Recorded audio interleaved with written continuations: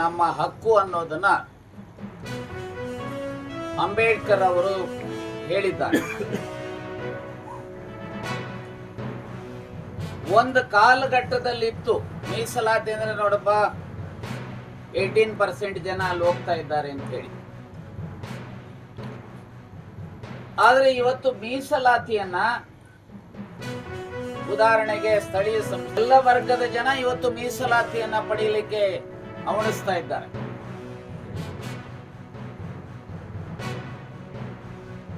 ನಾನು ಪಾರ್ಲಿಮೆಂಟ್ ಸದಸ್ಯನಿದ್ದಾಗ 2019ರಲ್ಲಿ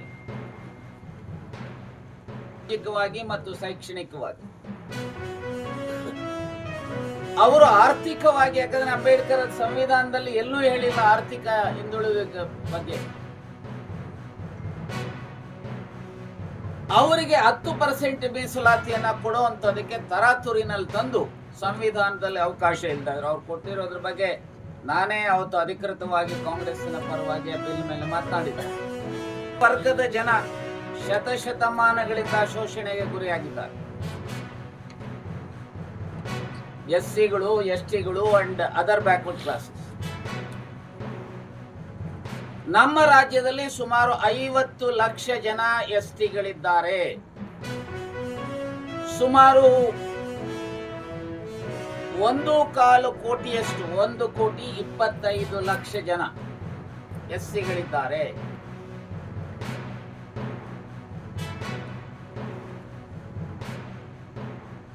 ಸುಮಾರು 2.25 ಕೋಟಿಯಷ್ಟು ಒಬಿಸಿಗಳಿದ್ದಾರೆ. ಆರ್ಟಿಕಲ್ 341 ಪ್ರಕಾರ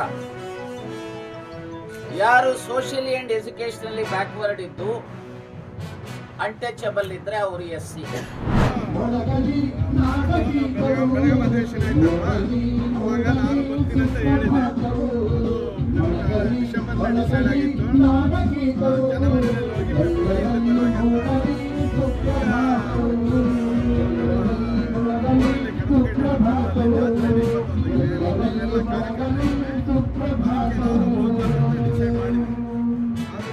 ಪತ್ರಿಕೆಯರು, ಟಿವಿಯವರು ಅದೆಲ್ಲ ತೋರ್ಸಂದು ನೋಡಿದ್ರೆ ಏನು ಒಂಥರ ಅಪರಾಧ ಏನನ್ನ ತೋರಿಸ್ತಾ ಇದ್ದೀನಿ ಅಲ್ವಾ?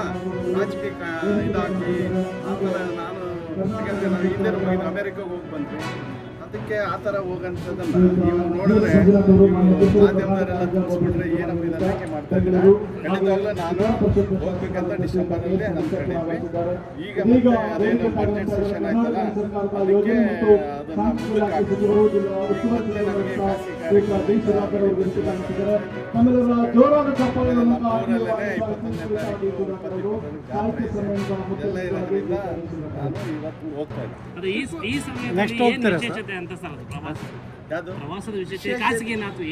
ಖಾಸಗಿನೇ ರೀ, ಖಾಸಗಿನೇ. ಎಲ್ಲರಿಗೆಲ್ಲ ನಾವೆಲ್ಲ ಕೂತು ಸೆಷನಲ್ಲಿ ಮಾತಾಡ್ಬೇಕಾದ್ರೆ ಹಿಂಗೆಲ್ಲ ಯಾರು ಬರ್ತೀರಾ ಅಂತ ಹೇಳ್ಬಿಟ್ಟು ಹೇಳಿದ್ರು, ಹಿಂಗೆ ಹೋಗೋಣ ಅಂತ ಹೇಳಿದ್ರು. ಆಸ್ಟ್ರೇಲಿಯಾ, ನ್ಯೂಜಿಲೆಂಡ್ ಅಂತ ಹೇಳ್ಬಿಟ್ಟು ಅಲ್ಲೆಲ್ಲ ಇನ್ನು ಹೈನುಗಾರಿಕೆ ಇರ್ಬೋದು, ಇನ್ನೊಂದು ಇರ್ಬೋದು. ಬೇರೆ ಟೈಮಲ್ಲಿ ಇವಾಗ ಅಮೇರಿಕಾಗೂ ಹೋಗಿದ್ವಿ ನಾವು 13-14 ಆ ಥರ ಅಂತ ತಿಳ್ಕೊಂಡಿದ್ವಿ. ಬಟ್ ನೀವು ಇವಾಗ ಅದಕ್ಕೆ ರಾಜಕೀಯಕ್ಕೆ ಇದನ್ನೆಲ್ಲ ಹಾಕ್ಬಿಟ್ಟು ಅದನ್ನೆಲ್ಲ ವಿಚಿತ್ರವಾಗಿ ಜನರಿಗೆ ಸೆನ್ಸೇಷನ್ ಕ್ರಿಯೇಟ್ ಮಾಡ್ತಾರೆ. ವಿಪಕ್ಷಗಳು ಹೇಳಿರೋ ಕಾರಣಕ್ಕೆ ಆಗುತ್ತೆ. ಎಲ್ಲ ವಿಪಕ್ಷಗಳು ಅವ್ರ ವಿಪಕ್ಷದ ಕೆಲಸಕ್ಕೆ ಅವ್ರು ಮಾಡ್ತಾರೆ. ಆದರೆ ಈಗಿನ ಸಂದರ್ಭ ಆ ಥರ ಅಲ್ಲ. ಇಲ್ಲೆಲ್ಲ ಹೋಗ್ತಕ್ಕಂಥವ್ರೆಲ್ಲ ಸ್ವಲ್ಪ ಫ್ರೆಂಡ್ಶಿಪ್ ಇರ್ತಕ್ಕಂಥವ್ರು ಮತ್ತು ಫ್ರೀ ಇರ್ತಕ್ಕಂಥ ಮಾತಾಡ್ಕೊಂಡು ಫಿಕ್ಸ್ ಮಾಡಿರ್ತಕ್ಕಂಥದ್ದು.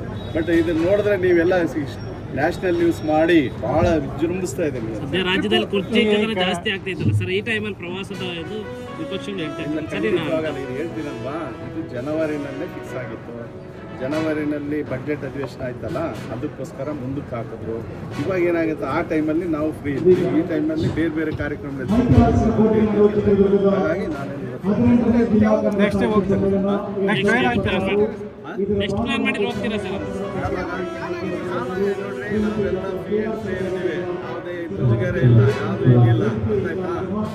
ಈಗ ನಾವು ಖಾಸಗಿಯಾಗಿ ಮಾತಾಡ್ಕೊಂಡಿರೋದು, ನಾವು ಖಾಸಗಿಯಾಗಿ ಹೋಗುತ್ತದೆ. ಇವತ್ತು ನಾನು ಹೋಗ್ತಾ ಇರೋದು.